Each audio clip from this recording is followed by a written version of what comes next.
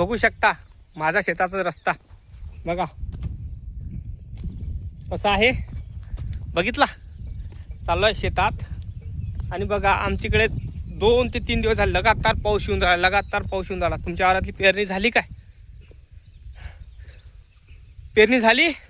तुमच्याकडे काय काय लोक जास्त पेरून राहिले? सोयाबीन, तूर, कापूस काय काय पेरत आहे? आमच्याकडे जास्त करून पराठा पेरत आहे, लोक तूर पेरत आहे आणि सोयाबीन कमी आहे. बघा कसे झाडं पडलेले हे बघा. त्या दिवशी एवढं वातावरण खराब झालं होतं, झाडं पडले बघा, बुडातून झाडं पडले दिसते हे बघा. एवढं बेकार पाणी आलं होतं, आमच्याकडे हवा आली होती, त्या कारणामुळे मी तुम्हाला सांगू शकत नाही. रस्ता बघा कसा आहे, बघा रस्ता कसा आहे नाही काय? तर माझं एकच म्हणणं आहे, सरकीची बॅग कितीची आहे? 950 रुपयाची बॅग आहे. 400 रुपये किलो तूर आहे पेरण्याची. आणि जेव्हा शेतकरी पेरतो ना, जेव्हा मार्केटात तूर आणतो ना, तेव्हा 5 ते 6 हजार रुपये क्विंटल तूर जाते आणि 40,000 रुपये भावाची तूर पेरा लागून राहिली. सांगा, 14 ते 15 हजार रुपये भावाचं सोयाबीन पेरा लागून राहिलं.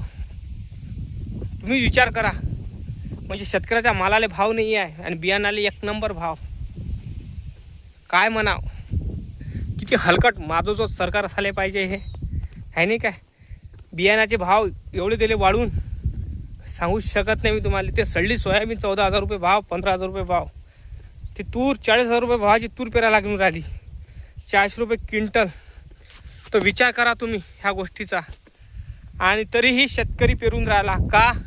पर्याय नाही आहे.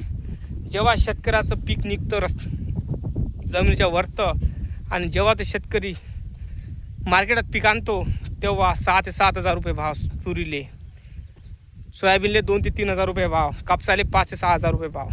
1000 रुपये भावाची बॅग पेरा लागून राहिली. तेही 450 ग्रॅम राहते ते. विचार करा तुम्ही ह्या गोष्टीचा. शेतकरी तसाही मरतो आणि तसाही मरतो. काहीच देणं घेणं नाही आहे शेतकऱ्याचं. मेलाई काही पर्याय, म्हणजे मेलाई काही पडलं नाही आहे त्याच्यात. म्हणजे मेन पॉईंट हा आहे की इथं ज्या ठिकाणी शेतकरीच्या वस्तू स्वतः विकल्या जाते, त्या ठिकाणी शेतकऱ्याच्या सगळ्या वस्तू काय आहे? सस्त्या आहे. आणि मार्केटच्या वस्तू सगळ्या काय आहे? महाग आहे.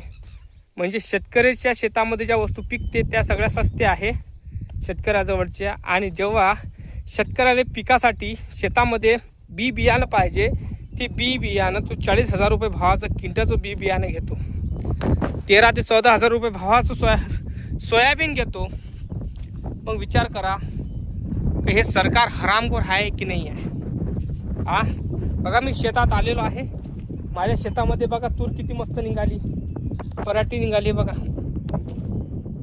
पराठी किती साधी पराठी निघाली आहे, चर पराठी निघाली आहे. पण खाणे आहे, तूर पण चांगली निघालेली आहे. खाणे आहे, कुठं खाणे आहे, पण काय देव जाणे किती विन काय विन काही मालूम नाही. पण यंदा कापूस पिकला पाहिजे, तूर पिकली पाहिजे. कारण कसं आहे, याच्याच भरोशावर खा लागते आहे नाही काय? तर बघूया किती होते काय मालूम. चांगलं पिकलं तर भाव भेटत नाही, चांगलं पिकलं नाही तर भाव असा राहते की शेतकऱ्यापाशी मालच राहत नाही विकाले आहे नाही काय? हे देवेंद्र फडणवीसचं सरकार हरामखोर माझं जो सरकार आहे.